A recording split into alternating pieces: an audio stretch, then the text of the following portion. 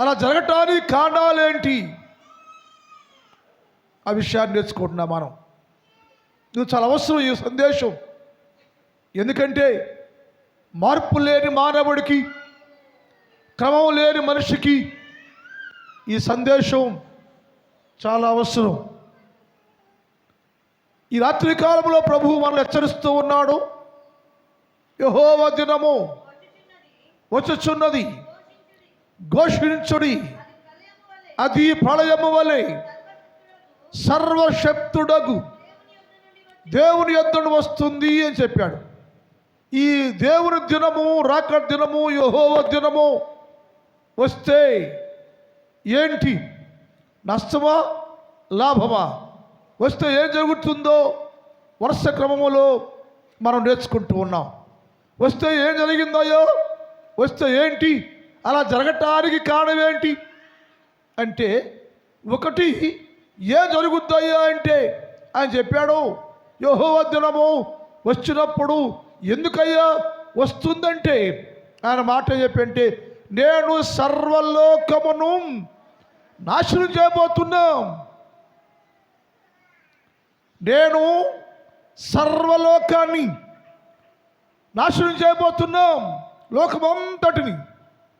ఎందుకయ్యా అంటే లోకమంతా పాపముతో ఉంది, అందుకని లోకమంతా చెడిపోయింది, అందుకని చెడిపోయిన లోకాన్ని నేను సర్వనాశనం చేయబోతున్నా అని చెప్పాడు.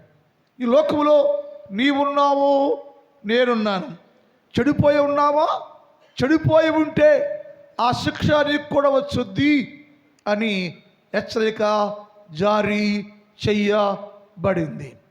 రెండోది, యెహోవా దినము వస్తే ఏం జరుగుతాయి అంటే ఆయన చెప్పాడు, నేను దేశమును ఒట్టిదిగా చేస్తా, ఖాళీగా చేస్తున్నాను. నేను దేశంలో మనుషులందరినీ లేకుండా యెహోవా అనే నేను, దేవుడు అనే నేను దేశాన్ని ఒట్టిదిగా చేస్తాను అన్నాడు. మనిషి అడిగాడు, ఎందుకయ్యో దేశాన్ని ఒట్టిదిగా చేస్తావయ్యో? దేశం నీది కదా, ప్రజలు నీ వారు కదా, నీ ప్రజలను ఎందుకు నీవు ఖాళీ చేస్తావయ్యో, ఒట్టిదిగా చేస్తావయ్యో అంటే ఆయన అన్నాడు, నా ప్రజలే, నా జనమే, నా పేరు పెట్టబడిన వారే, నన్ను సేవించేవారే, కానీ అందరూ పాపులుగా ఉన్నారు. అందరూ పాపులుగా ఉన్నారు. దేశంలో ఎవడు పాపిగా ఉంటే వాడిని నేను లేకుండా చేస్తా.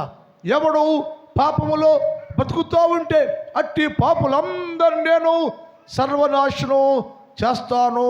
కనుక ఆ పాపిగా నువ్వుంటే ఆ శిక్షణకి రాకుండా ఉండాలని హెచ్చరిక. దేశంలో ఎవరైనా నేను పాపంలో ఉంటానయ్యో అంటే పాపం అంటే దేశంలో పాపులందరినీ లేకుండా చేస్తా. ఇది సమయం ఇచ్చాడు నీకు దేవుడు. రేపు ముందు 25వ సంవత్సరం ఉంది. 25లోకి వెళ్ళాలంటే నువ్వు పాపికి వెళ్ళొద్దు. 25వ సంవత్సరంలో ఇప్పటి వరకు పాపిగానే బతికావు, పాపిగానే జీవించావు, పాపిగానే పాప కార్యాలు చేసావు. నీకు తరుణం ఇవ్వబడుతుంది. ఇప్పుడైనా నీవు ఏ స్థితిలో ఎలాగూ ఉన్నావో గ్రహించి ఈ స్థితిని మార్చుకొని ఆ పాప జీవితాన్ని స్వస్థపరిచి 2025లోకి నువ్వు కొత్త వ్యక్తిగా ప్రవేశించే అవకాశాన్ని దేవునికి ఇచ్చాడు. ఇది హెచ్చరిక. ఎందుకయ్యా యెహోవా దినం వస్తే జరిగే కార్యాలు? అందుకని ఈ మాట చెప్పగానే సియోన్లో పాపులు, మనుషులు అక్కడ సియోన్లో పాపులు అంటే సియోన్లో పాపులు ఉన్నారు, లోకంలోనే పాపులు ఉన్నారు. సియోన్లో పాపులు దిగులు పడుతున్నారు. అయ్యో నేను పాపిని, నేను పాపం చేస్తున్నాను. నీ కోపం రౌద్రముగా వస్తుంది, నీ కోపం వేగంగా వస్తుంది. అది వచ్చి నా మీద పడితే నా స్థితి ఏంటయ్యో, నా బ్రతికేంటయ్యో, నేను ఏమైపోతానయ్యో, నాకు భర్త ఉన్నాడయ్యో, నాకు భార్య ఉందయ్యా, నా బిడ్డలున్నారయ్యా, నీ కోపము నా మీద పడితే, నీ శాపం నాకు వస్తే ఏంటయ్యా అని ఆ మాట వినగానే సియోన్లో పాపులు దిగులు పడుచున్నారు అని ఉదయకాలం నేర్చుకున్నాం మనం. మరి సియోన్లో పాపులు దిగులు పడుతున్నారు కదా, మరి నువ్వు దిగులు పడుతున్నావా అని నా ప్రశ్న.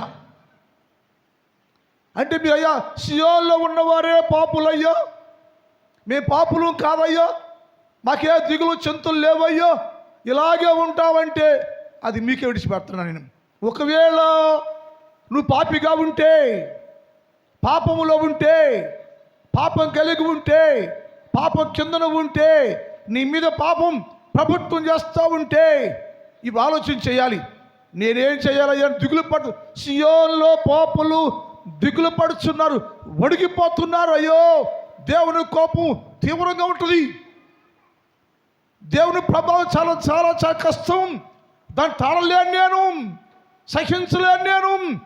కాబట్టి నేను పాపినయ్యో, నేను పాపాత్మురాలు, నేను పాపంలో బతుకుతున్నాను. నేను నా పాపాన్ని బట్టి శాపం, నా పాపాన్ని బట్టి శిక్ష నా ఇంటికి వస్తే నా స్థితి ఏంటయ్యా అని సియోన్లో పాపులు దిగులు పడుతూ ఉన్నారు అని ఉదయకాలంలో విన్నాం మనం. మరి క్రైస్తవుడా, విశ్వాసులారా, సంఘమా, దేశంలో ఉంటున్న ప్రజలారా, అలాంటి దిగులు నీకుందా? ఆ దిగులు నీకుందో? వస్తే వచ్చిందిలే, చచ్చావులే అనుకుంటున్నావా? ఒకవేళ అలాగుంటే ఆలోచించయి. ఆ శిక్ష చాలా భయంకరం, ఆ శిక్ష చాలా భయంకరం. అది వచ్చినప్పుడు ఎవరు కాపాడలేరు.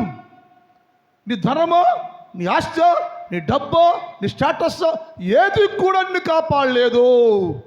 కనుక నువ్వేం చేయాలంటే సియోన్లో పాపుల వలె దిగులు పడాలి, ఆలోచన చేయాలి. ఈ రోజు నుంచే ఆలోచన ప్రారంభించు. నేనేం చెయ్యాలయ్యో, ఎలా ఉండాలయ్యో, ఏం చెయ్యను నేను పాపం చేస్తున్నా కదా, అది శిక్ష వచ్చింది కదా అని ఆలోచన కలిగి ఉండేవారుగా ఉండాలని లేఖనం. మరొకటి ఏంటంటే సియోన్లో పాపులు అంగలారుస్తూ ఉండాను, దుఃఖపడుతూ ఉండాను, దుఃఖపడి క్షీణించిపోయారట. యెషయా గ్రంథం 24:4 చూద్దాం. యెషయా ఏంటది? దేశము వ్యాకులము చేత వాడిపోతుంది. అంటే వాళ్ళు దిగులు పడి చింతించి ఏడ్చి వారందరూ ముఖము క్షీణించిపోయిందట, వాడిపోయింది. లోకము దుఃఖము చేత క్షీణించిపోతుంది, ఏడుస్తున్నారు. ఎందుకయ్యా ఏడుపు? ఎందుకు దుఃఖమయ్యా? సియోన్లో పాపులు అడుగుతున్నారు, అయ్యా ఏడుస్తున్నారు. వాళ్ళు ఈ వర్తమానం వినగానే, ఈ హెచ్చరిక జారీ కాగానే, దేవా నువ్వు వచ్చి నీ ప్రభావంతో మమ్మల్ని శిక్షిస్తూ ఉంటే, నీ ప్రభావం మా మీద పడితే మేమేమిటయ్యా అని సియోన్లో పాపులు ఏడవటం ప్రారంభించారు. వాళ్ళు ఏడ్చి వాడిపోయారు. ఏడ్చి కళ్ళు ఎర్రబారిపోయినాయి. ఎందుకు ఏడుస్తున్నారో వాళ్ళు? ఏడవలసిన అవసరత ఏమిటి అంటే, వారి పాపి, నేను పాపిని, నేను పాపంలో ఉన్నా, నేను పాపంలో బతుకుతున్నా, నా పాపం శాపంగా మారిపోతుంది, నా పాపం వల్ల శాపం రాబోతుందని నా దేవుడు హెచ్చరించాడు. అయ్యా శిక్ష ఇస్తే తట్టుకోలేను కదా నేనయ్యో అని సియోన్లో పాపులు దుఃఖపడుతూ ఉండాను. దుఃఖపడితే క్షీణించిపోతూ ఉంటే రోజు ఏడ్చి వారి కళ్ళు, శరీరము క్షీణించిపోతూ ఉంది, దిగులుపడ్డారు. మరి నువ్వు క్షీణించావా? ఏడుస్తున్నావా? ప్రార్థన చేయబడి సోది పాత్రలు చెప్తారు మీరు. ఏడుస్తున్నారా? నేను పాపినయ్యా, నేను పాపిని, నా పాపం అయింది నాకు తెలుసు. దావీదు అడిగాడు, దేవా నా పాపం నా కళ్ళ ముందే ఉంది, నా పాపం నా ఎదుటే ఉందయ్యా, అది నాకు కనపడుతూ ఉంది. ఆ పాపాన్ని బట్టి నన్ను మొత్తమే నువ్వు నా పాపాలు బట్టి నన్ను మొత్తుతానయ్యా, కింద పడిపోయినాయని పరుపు కొట్టుకుపోయిందాక ఆ పాపాలు బట్టి దేవుడు దావీదుకి శిక్ష వేస్తే రక్షించి ఏడ్చి పరుపు కొట్టుకుపోయిందాక ఏడ్చాడయ్యా. ఏమెడుతున్నావు గుళ్ళో? నీ ప్రార్థన చేసి తాకన పూజ. నాకు ఎప్పుడైనా నోటితో నువ్వు పాపిని నేను ప్రార్థన చేసావా? నేను పాపిని అయ్యా, పాపాత్మురాలు నేను, నా పాపను తెలుసు, నేను పాపాత్ముని, నేను పుట్టిన కాడి పాపం చేస్తున్నాను, నేను గుడికి వస్తున్నాను, వాక్యం వింటున్నాను, పాటలు పాడుతున్నాను, ప్రార్థన చేస్తాను, పాపంగానే ఉంది. ఏడ్చావా? ఏడకపోతే వేషధారి నువ్వు, ఏడకపోతే వేషధారివి. వార్త వేయబడిన మనస్సాక్షి నీకు ఉంది. వార్త వేడి మనస్సాక్షి కలిగి మనసు చంపుకొని అలా జీవిస్తున్నావు. కానీ సియోన్లో పాపులు రోదన చేస్తున్నారు, ఏడుస్తున్నారు, దిగులు పడుతున్నారు. ఎందుకయ్యా దిగులు అంటే, నీ ప్రభావం చాలా తీవ్రమయ్యా, నీ కోపం చాలా తీవ్రమయ్యా, నీ యెహోవా దినము వస్తే దాని ముందు మేము తాళుకోలేమయ్యా, ఆ పవరు తట్టుకోలేమే మేము. చంపేయొద్దయ్యా, చంపొద్దయ్యో, మా పాపమయ్యా, నా పాపం నా కుటుంబానికి శాపం కాకూడదయ్యో, నా పాపం నా భర్తకు శాపం కాకూడదయ్యో, నా పాపం నా భార్యకు శాపం కాకూడదయ్యో. నన్ను దీవిస్తున్నావయ్యా, ఆ దీవెనలే కావాలయ్యా నాకు, ఆ దీవెనలు నాకు కావాలంటే నాలో ఉన్న పాపాన్ని చంపేస్తానయ్యా, వదిలేస్తానయ్యా అని సియోన్లో పాపులు ఏడవటం ప్రారంభించారని లేఖనాల్లో ఉంది. ఇర్మియా గ్రంథం 50వ అధ్యాయం 4వ వచనం. ఇర్మియా 54. ఆ కాలమున ఆనాటికి ఇశ్రాయేలు వారును యూదా వారును, ఆ ఇశ్రాయేలు వారును యూదా వారును కూడి వచ్చెదరు. ఎందుకంట? ఇశ్రాయేలు వారికి హెచ్చరిక వచ్చింది, సియోను వారికి హెచ్చరిక చేయబడింది. ఇశ్రాయేలు వారికి హెచ్చరిక, సియోను వారికి హెచ్చరిక జారి అవ్వగానే అయ్యో కోపం వస్తుందంట దేవుడికి, దేవుని ప్రభావం రాబోద్దంట, దేవుని శిక్ష రాబోద్దంట అని వాళ్ళు ఇశ్రాయేలు వారు యూదా వారు కూడి వచ్చిరి, ఏడ్చుతూ వస్తున్నారు దేవుని దగ్గరికి. అయ్యా ఎలా ఏడ్చేసండి వాళ్ళు, ఎంత ఏడ్చంటే ఆ మందిరంలోకి వచ్చి ఏడుస్తూ ఉంటే వారి ఏడుపు కారిన నీళ్లు కాళ్ళు తడిపాను అని ఉంది. అది మీరు ఏడుస్తారా? ఏడ్చేట్టు నటిస్తారు. అది పాపం. ఏడవాలి. నిజంగా పాపి నేను గుర్తొస్తే, నిజమైన పాపి నేను గుర్తొస్తే ఆ దుఃఖము ఆపలే మనం, ఆ దుఃఖం తట్టుకోలే మనం, ఆ ఏడు పాపలే మనం. ఎప్పుడు పశ్చాత్తాపంతో కూడా ప్రార్థనది. ఇప్పుడు వాళ్ళు ఏడుస్తున్నారు, దుఃఖపడుతున్నారు. ఎవరాళ్ళు? పాపులు. మీలాంటి భక్తులు కాదు వాళ్ళు. పాపులు, వాళ్ళు పాపులు, పాపం చేస్తున్నారు, అది ఏడుస్తున్నారు. మనం ఏడవటల్లా, మన దిగులు పట్టల్లా. ఎందుకని? మన పాపులు కాదు కాబట్టి, వాళ్ళు పాపులు కాబట్టి ఏడుస్తున్నారు.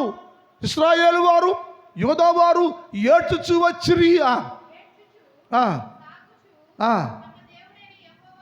యెహోవా ఎదుట విచారం చేస్తున్నట్టు వచ్చాయో, ఎందుకయ్యా శిక్షేస్తావయ్యా అని ఏడుస్తూ దేవుని దగ్గర ప్రార్థన చేస్తున్నారు. అయ్యా క్షమించయ్యో, మన్నించయ్యో, మేమయ్యా తెలియకే పాపం చేసావయ్యా, అయ్యా గ్రహించావయ్యా, మే పాపులమేనయ్యా అని ఏడుస్తూ దేవుని సన్నిధిలో దేవుని పాదాలు పట్టుకుని ఏడవటం ప్రారంభించారు. ఏమని విచారిస్తున్నారు? విచారణ ప్రార్థన చేస్తున్నారు. దేవా క్షమించయ్యా, ఆ ఉగ్రతో, ఆ శాపం, ఆ నష్టం, ఆ కష్టం మా మీదకి రాకుండా చెయ్యయ్యా అని ఇశ్రాయేలు ఇంటి వారు యూదా ఇంటి వారు దేవుని ఇంట్లోకి వచ్చి, దేవుని సన్నిధికి వచ్చి విచారంతో ఏడవటం ప్రారంభించారు. నీ పాపం తెలీదా? పాపం చేస్తావో? నీ పాపం చేస్తే నీ పాపం శిక్ష వచ్చుద్ది, శాపం వచ్చుద్ది. ఏడవాళ్ళు అది రాకుండా ఉండాలంటే, తప్పించుకోవాలంటే సమయం ఉండగానే ఇప్పుడే గ్రహించి దేవుని దగ్గర అంగలార్చాలేము.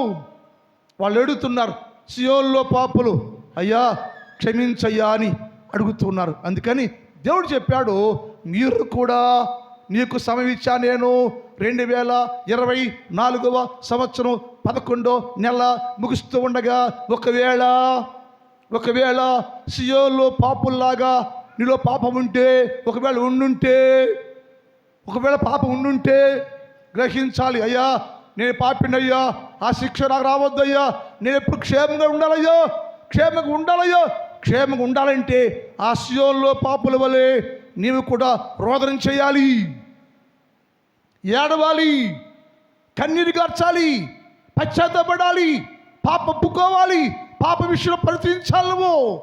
అప్పుడే నీకు కొత్త జీవితాన్ని యేసయ్య అనుగ్రహించును గాక, కొత్త ఆత్మ నీకు వచ్చును గాక, దేవుడు ఆత్మ సంచారం మీద ఉండును గాక, పరిశుద్ధాత్మ దేవుడు బలపరచును గాక. అందుకని వారు దేవుని సన్నిధిలో అంగలార్చన ప్రారంభించారని రాయబడింది. ఇంకోటి చెప్పి వారందరూ దేవుడు చెప్పాడు, వాళ్ళందరూ అనుకున్నారట, అయ్యా ఒకటేమో దిగులు పడ్డామయ్యో, రెండోదేమో దుఃఖపడ్డాము, ఏడ్చాము. ఇలా కాదు, మన అందరము దేవుని తట్టు తిరుగుదాము రండి.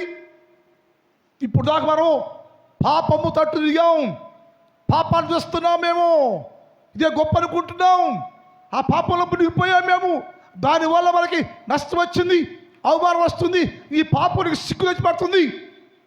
అయ్యో వద్దయ్యా, ఇక పాప వద్దయ్యా, నాకు పాప వద్దిక.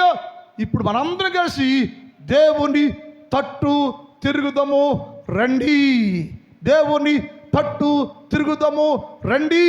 హోషేయ గ్రంథం 14వ అధ్యాయం 1వ వచనం 2వ వచనం. హోషేయ గ్రంథం, ఇశ్రాయేలు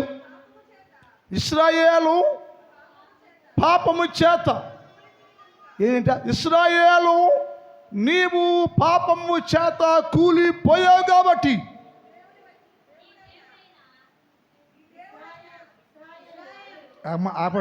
ఆపండి తల్లి. ఇశ్రాయేలు నీ పాపము చేత నువ్వు కూలిపోయావు కాబట్టి నీ దేవుడైన యెహోవా తట్టు తిరుగయ్యా. పాపం చేత కూలిపోయావు కాబట్టి, కూలిపోయి నీవు తిరిగి లేవాలంటే,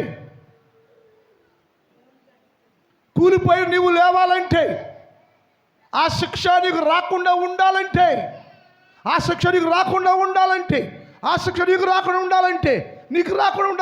నువ్వేం చేయంటే, నీ దేవుడైనా ఏ దేవుడు రౌద్రముగా కోపంగా వస్తున్నాడో ఆ దేవునికి ఎదురెళ్ళి ఆ దేవుని తట్టు నువ్వు తిరిగితే, ఇప్పుడు దాకా నువ్వు పాపం తట్టు తిరిగి ఉన్నావయ్యో, అదే గొప్ప అనుకుంటున్నావు, నీ పాపే గొప్ప అనుకుని మురిసిపోతున్నావు, అది శాపం, అది నష్టం, దానివల్ల అవమానం, సిగ్గొచ్చుది, మరణం వచ్చుది, అవమానం వచ్చుది. కాబట్టి దాన్ని విడిచిపెట్టాయో, వదిలేసి, ఇశ్రాయేలు నువ్వు పాపంలో కూలిపోయావయ్యో, పాపంలో పడిపోయావు, నువ్వు పాపంలో కూలిపోయావు కాబట్టి నీవు లేచి నిలవబడి మొదటిగా ఉండాలంటే, మొదటి స్థితిలో నీవు ఉండాలంటే నీవు దేవుని తట్టు తిరుగు అని చెప్తే, వారందరూ ఏక మనస్కులై పాపమును ద్వేషిస్తూ, పాప విషయంలో పరితపిస్తూ, పాపాన్ని అసహించుకుంటూ అందరూ దేవుని తట్టు తిరిగిరి అని రాయబడింది. దేవుని పిల్లలారా, ఈ రాత్రి కాలంలో అక్కడ ఇశ్రాయేలు అన్నాడు, ఇప్పుడే మంది నా పిల్లలారా అని నిన్నంటున్నాడు. నా పిల్లలారా, మీరు పాపములో కూలితిరి, పాపములో పడుతురి.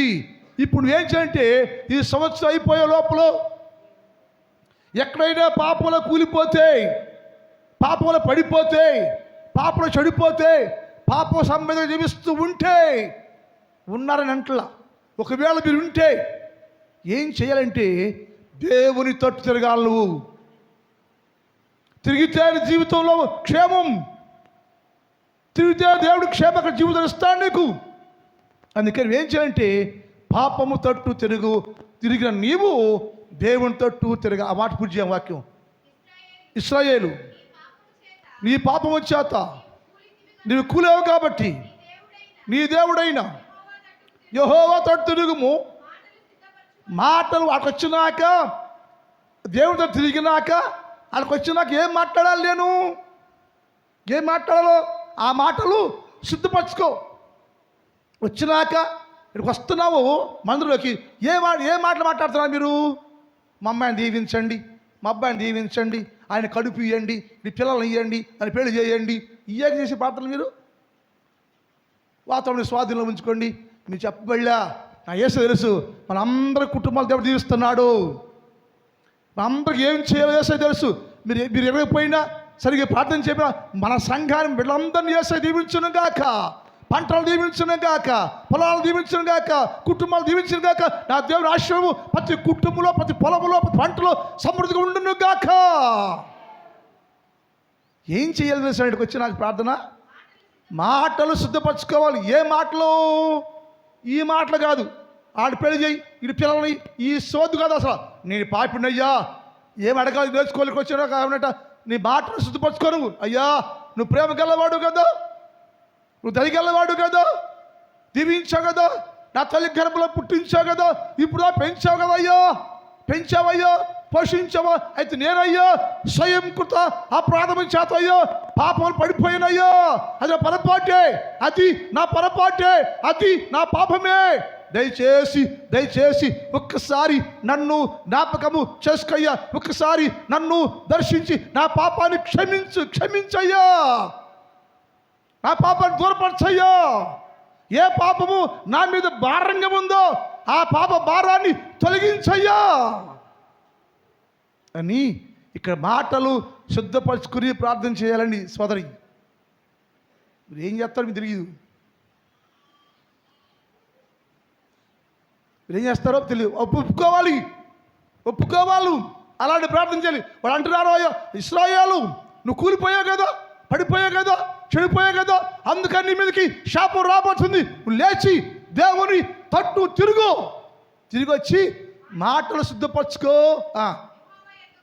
యెహోవా ఎదుగు వచ్చి నీవు ఆయనతో చెప్పవలసి ఏంటంటే నా పాపాలన్నిటినీ పరిహరించయ్యా, క్షమించయ్యా. అది ఆ మాట ఎలా మాట్లాడాలో నువ్వు సిద్ధం చేసుకోవాలా. అసలు ప్రార్థనకు సిద్ధపడండి. ప్రార్థన ఏం చేయాలి? వరుస ప్రకారం ప్రార్థన చేయాలి. ప్రార్థన వరుస ప్రకారం చేయాలి. నిష్ఠాస ప్రార్థన చేయకూడదు. మనం ఏదో వచ్చి కాబట్టి మాట కారణం కాబట్టి మనం ఏదో చేసేస్తాం. మనం ప్రార్థన అండి క్రమం ప్రకారం చేయాలి. ప్రార్థన క్రమ ప్రకారం చేయాలి, క్రమం చేయాలి, నేర్చుకోవాలి.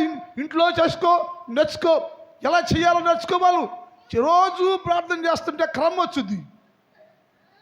అందుకని ఆయన అన్నాడు ప్రార్థన ఎలా చేయాలో మాటలు సిద్ధపరచుకోయ్యా, మాటలు సిద్ధపరచుకుని ఏం చేయాలంటే ఏమో సిద్ధపరచుకో. ఏం అడగాలంటే ఇక్కడ మా పాపాలన్నీ పరిహరించయ్యా, పాపాలు పరిహరించయ్యో, పాపం తీసిపోయాయ్యో, పాపం క్షమించయ్యో. ఆ పాపం అలాగే ఉంటేనయ్యో నాకు శిక్ష అయ్యో.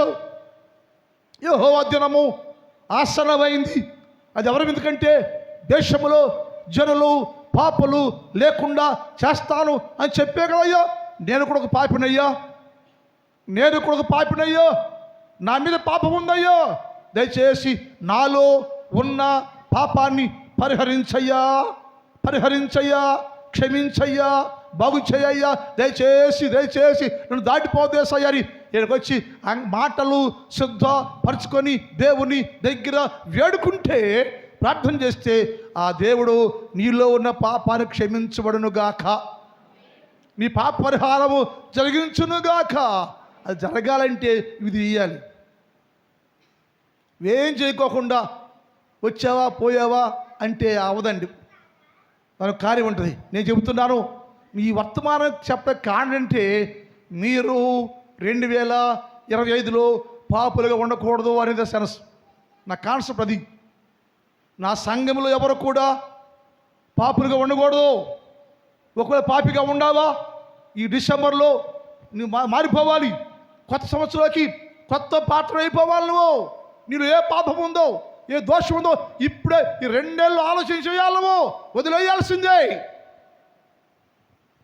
వదలని ఎట్లాగా ఉంటుంటే నీ కర్మ. ఇప్పటికే కర్మలు అనుభవిస్తున్నారు. మీరు చాలా కర్మలు అనుభవిస్తున్నారు. ఎందుకంటే నీలోని పాపానికి బట్టి కర్మ, శిక్ష, వ్యాధి, రోగం, జబ్బు అది పోగొట్టుకో. వదిలేయి. యేసయ్యతో ఉండు, యేసులో ఉండు, వాక్యంలో ఉండు, ప్రార్థనలో ఉండు, పశ్చాత్తాపడు, ఏడు, యేసుక్రీస్తు ప్రభువుని ధరించుకో. నువ్వు ఎప్పుడు కుటుంబం క్షేమకరంగా ఉంటుంది.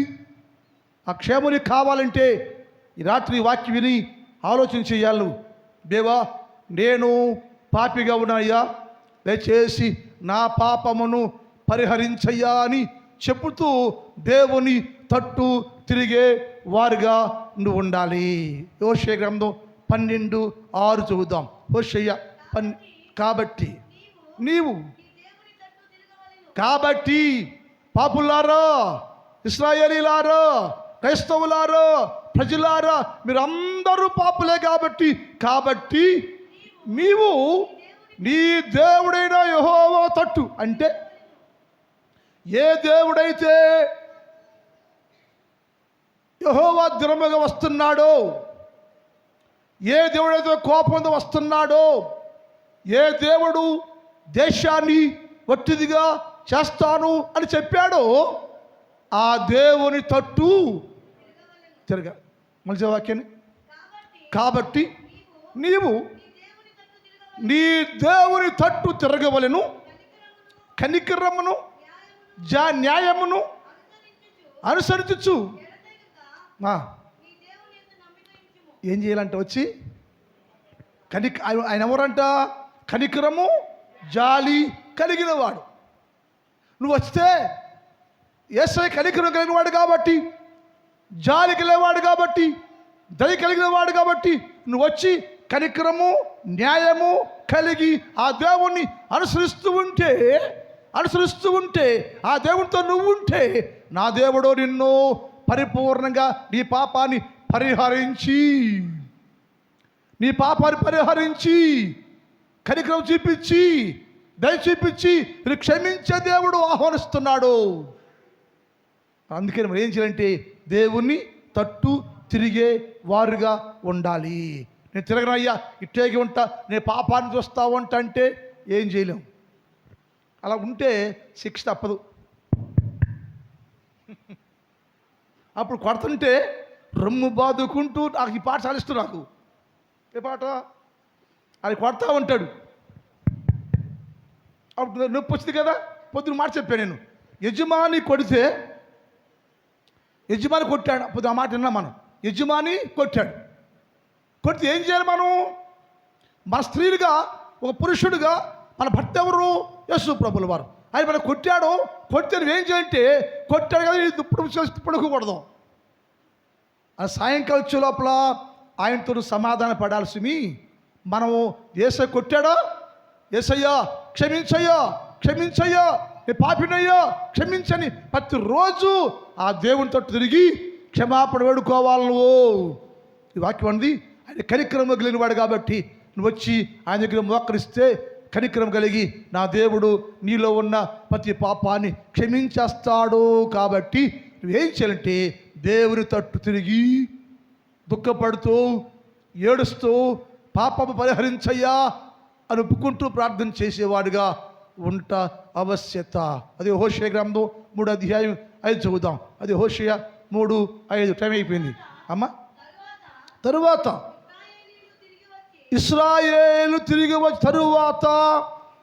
తరువాత అంటే వారికి జ్ఞానోదయం కలిగిన తరువాత, ఆలోచన కలిగిన తరువాత, నేనేమై ఉన్నానో, ఏం చేస్తున్నానో, స్థితి ఏంటో ఎరిగిన తరువాత, వారి పాపాన్ని గ్రహించిన తరువాత, వారి పాపిని నిర్ధారణ చేసుకున్న తరువాత ఇశ్రాయేలు తిరిగి వచ్చి తమ దేవుడైన యెహోవా యొద్ద తన రాజైన దావీదు వద్దను విచారణ చేయుదురు. ఆ దినములో అంతమందు వారు భయభక్తులు కలిగి ఉందురుగా. హల్లెలూయా, హల్లెలూయా. ఎందుకు చెప్పి హల్లెలూయా? మనం నువ్వు తిరిగి వచ్చి దేవుని దగ్గర విచారణ చేస్తే, అంటే ప్రార్థన చేస్తే, ప్రార్థన వేడుకుంటే, దేవుని బతులాడుకుంటే ఆయన నిన్ను క్షమిస్తే నీకేం మిగులుద్ది? చివరికి క్షమాపణ వచ్చిందంటే, క్షమించాడు పో అంటే, క్షమించి నాకేం జరుగుద్దంట? అంతమందు వారు భయభక్తులు కలిగి యెహోవా అనుగ్రహము పొందుటకై ఆయన యొద్దకు వస్తారు. ఎందుకోసం? దేవుని అనుగ్రహము, ప్రేమ, దీవెన, ఆశీర్వాదము నీకు పొందుకోవటానికి వారు దేవుని తట్టు తిరిగి వచ్చేదరు. వచ్చిన వారికి నా దేవుడు సంపూర్ణ ఆశీర్వదించునుగాక. ప్రార్థన మిగిలిన భాగాన్ని రేపటి కాలంలో ధ్యానం చేద్దాం. మీకోసం ఈ కూటాన్ని ముగిచేస్తున్నాను. ఉదయకాలం అందరూ సిద్ధపడి ఉదయకాల ధ్యానాల్లోకి రావాల్సిందిగా మనవి. ఒక నిమిషం మోకరించండి. ఒక నిమిషం ప్రార్థన చేసుకుందాం. ఒక నిమిషం ప్రార్థన చేసుకుందామండి. మోకరించండి, ప్రార్థన చేసుకోండి. ఒక్క నిమిషం ప్రార్థనలో ఉండండి. యేసయ్యా, ఈ రాత్రి కాలంలో మాతో మాట్లాడావయ్యా, నన్ను దర్శించయ్యా అని ప్రార్థన చేసుకో. యేసయ్యా, నాతో మాట్లాడయ్యా, నన్ను సరిచేయ్యా.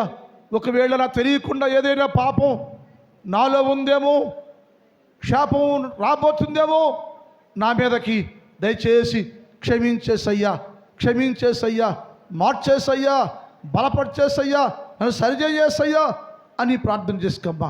ప్రార్థన చేసుకో. ఈ రాత్రి కాలంలో యేసయ్యా, నన్ను దాటిపోవద్దయ్యా. నేను ఏంటో గ్రహించే మనసు నా దయచేయ్యా. నేను ఏంటో, నా పాపమేంటో నా కళ్ళ ముందే ఉందేసయ్యా, దయతో క్షమించయ్యా అని ప్రార్థన చేసుకోమ్మా. ఒకసారి యేసుతో మాట్లాడు. హృదయం తెలిసి మాట్లాడు. నోరు తెలిసి మాట్లాడు. యేసయ్యతో మాట్లాడు. యేసయ్యా, ఇప్పుడే క్షమించయ్యా, నా పాపానికి పరిహారం చేయయ్యా, నా పాపాన్ని క్షమించయ్యా, నాలో ప్రతి పాపాన్ని క్షమించయ్యా. 2024వ సంవత్సరం నవంబరు ఆఖరిలో నాలో ఉన్న ప్రతి పాపాన్ని క్షమించయ్యా, సరిచేసి క్షమించయ్యా, శుద్ధిగా చెయ్యా. నేను ఆ ఇంట్లో పాపం అనేది ఉండకూడదయ్యా, నా సంఘంలో పాపం ఉండకూడదయ్యా, నా కుటుంబంలో పాపం ఉండకూడదు ప్రభు వారి ప్రార్థన చేసుకో. యోహాను గారు ముందుకు వచ్చి ప్రార్థన చేస్తారు. ప్రార్థన చేయమ్మాయి, ప్రార్థన చేసుకో. నోటి తెరవమ్మా, నోటి తెరిచి ప్రార్థన చేయి. అక్క, చెల్లి, నోటి ప్రార్థన చేసుకోండి. ప్రార్థన చెయ్యి. మౌనంగా ఉండొద్దు. ప్రార్థన చేయాలి మీరు. నోటి తెరవాలి మీరు. నిజంగా ప్రార్థన చేయి. నాభి క్షేత్రంలోంచి ప్రార్థన చేయి. హృదయం తెరిచి, నోటి తెరిచి, అంతరంగం తెరువు. ప్రార్థన చేయి. ప్రార్థన చేసుకో. దేవునితో మాట్లాడు.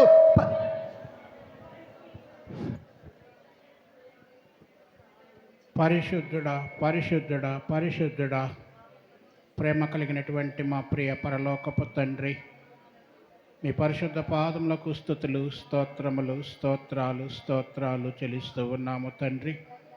జీవము కలిగినటువంటి ప్రభువా, ఈ రాత్రికాల సమయంలో ప్రభువా, అయా మీ సన్నిధిలో చేరినైనా ప్రార్థన చేస్తూ ఉండగా ప్రభువా, మమ్మల్ని మీరు జ్ఞాపకం చేసుకోనండి.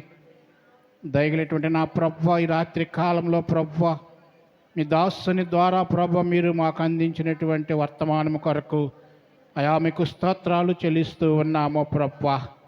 అయా ప్రభ, ఈ 2 దినాలు కూడా ప్రభు, అయా ప్రభ, ఏ వాక్యమునైతే వారు మాకు బోధిస్తూ ఉన్నారో ప్రభు, అయా మేము నాయన వినుచున్నాము, కానీ ప్రభు గ్రహించలేనటువంటి వారుగా ఉంటూ ఉన్నాము తండ్రి. నీ వాక్యమును విడిచిపెట్టి ప్రభు ఈ భూలోక సంబంధమైనటువంటి వాటిని వెతుకుతూ ఉన్నాము తండ్రి. ఆయా వాక్యమును తండ్రి మా హృదయములలో భద్రపరచుకోవటానికి నాయన నీ కృపను దయచేయమని అడుగుతూ ఉన్నాము తండ్రి. నీ వాక్యము నాయన ఘోషిస్తూ ఉన్నది ప్రభా. ఇదిగో యెహోవా దినము వచ్చుచున్నది, అది అయా ప్రభాని మీరు ఘోషిస్తూ ఉన్న తండ్రి. అయా నాయన అది చూసినట్లయితే ప్రభా, మహాభయంకరమైనటువంటి రోజుగా, అయా మహాభయంకరమైనటువంటి దినముగా తండ్రి అది రాబోతూ ఉన్నదని నాయన మీరు తెలియచేస్తూ ఉన్నారు ప్రభా. ఆ దినము రాకముందే ప్రభా, మమ్మలను మేము సరి చేసుకోవటానికి నాయన, మమ్మలను మేము దిద్దుబాటు చేసుకోవటానికి ప్రభా, మీ కృపను దయచేయమని అడుగుతూ ఉన్నాము తండ్రి. నాడు ప్రభువా సొదొమ గొమొర్రా పట్టణస్థులు ప్రభువా వారు పాపములో కూరికిపోయి ప్రభువా పాపములోనే ఉండిపోయి ప్రభువా ఆ దినమును తండ్రి నిర్లక్ష్యము చేసినప్పుడు ప్రభువా అయా నాయన మీ ఉగ్రత అగ్ని జ్వాలల చేత వచ్చి తండ్రి అయా సొదొమ గొమొర్రా పట్టణాలను ప్రభువా అగ్ని చేత కాల్చివేయబడినది ప్రభువా. ఆ పట్టణాలంతా కూడా తండ్రి పాపముల చేత ఉన్నారు తండ్రి. ఆ పట్టణాలలో ఉన్నటువంటి ప్రజలు అయా నాయన చిన్న పెద్ద తేడా లేకుండా ప్రభువా వారందరూ తండ్రి పాపముతో అయా నిండిపోయి ఉన్నారు ప్రభువా. అందుకే ప్రభువా ఆ దినము వచ్చేసింది ప్రభువా. అయా ప్రభువా ఆ దినము తండ్రి మాకు రాకుండా ప్రభువా అయా మమ్మలను మేము సరి చేసుకోవటానికి ప్రభువా మమ్మలను మేము సరిదిద్దుకోవటానికి ప్రభువా దిద్దుబాటును మాకు కలుగ చేయమని అడుగుతూ ఉన్నాము తండ్రి. పరిశుద్ధుడా అనేక మందికి నైనా మారు మనస్సును దయచేయండి ప్రభువా. అనేక మందినైనా మీ వాక్యము వైపు చూచినైనా మిమ్మలను ఎరిగినైనా మీ తట్టు తిరిగి ప్రభువా నమ్మకమైనటువంటి బిడ్డలుగా ఉండటానికి నీ కృపను దయచేయమని అడుగుతూ ఉన్నాం. ఈ రాత్రి కాలంలో ప్రభువా వినినటువంటి వాక్యమును ప్రభువా దుష్టుడు ఎత్తుకొని పోకుండా ప్రభువా ప్రతి వారి యొక్క హృదయాలలో మీరు భద్రపరచమని అడుగుతూ ఉన్నాము తండ్రి. అయా ప్రతి కుటుంబాన్ని కూడా మీరు ఆశీర్వదించండి తండ్రి. కూడి వచ్చిన సంఘాన్ని మీరు జ్ఞాపకం చేసుకో ప్రభువా. రేపటి దినమున జరగబోయేటువంటి 2 ఆరాధనలు కూడా మీరు ఉండి ప్రభువా మీరు మహిమ పొందుకోమని అడుగుతూ ఉన్నాం. ఈ దినమున తండ్రి అయా ప్రభా ప్రతి వారు కూడా మీ ఆత్మచేత నింపబడినట్లుగా ప్రతి వారు పరిశుద్ధాత్మ శక్తిని పొందుకొని వారి గృహాలకు వెళ్ళటానికి నీ కృపను దయచేయమని నా ప్రభువును నా రక్షకునేటువంటి యేసు నామమును బట్టి అడిగి వేడుకొనుచున్నాము తండ్రి. ఆమేన్. అందరూ వచ్చిన పడదామండి. ఎందుకో నన్నింతగా నీవు ప్రేమించి ఓ దేవా అందుకో నా దీన స్తుతి పాత్ర హల్లెలూయా యేసయ్యా హల్లెలూయా యేసయ్యా.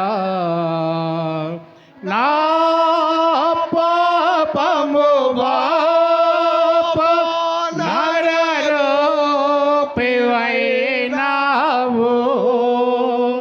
నా శాపము బాప లాలిగి వేలాడితివి నాకు చాలిన దేవుడవు నీవే నా స్థానములో నీవే నాకు చాలిన దేవుడవు నీవే నా స్థానములో నీవే హల్లెలూయా యేసయ్యా హల్లెలూయా యేసయ్యా. తండ్రి అయిన దేవుని ప్రేమ కుమారుడు యేసుక్రీస్తు వారి కృప పరిశుద్ధాత్మ దేవుని కన్యని సహవాసం ఇప్పుడు ఎప్పుడు ఎల్లప్పుడు సదాకాలము మనందరి తోడయుండును గాక. ఆమేన్. ఆమేన్. హల్లెలూయా. హల్లెలూయా. హల్లెలూయా. హల్లెలూయా. మీ అందరికీ వందనాలు.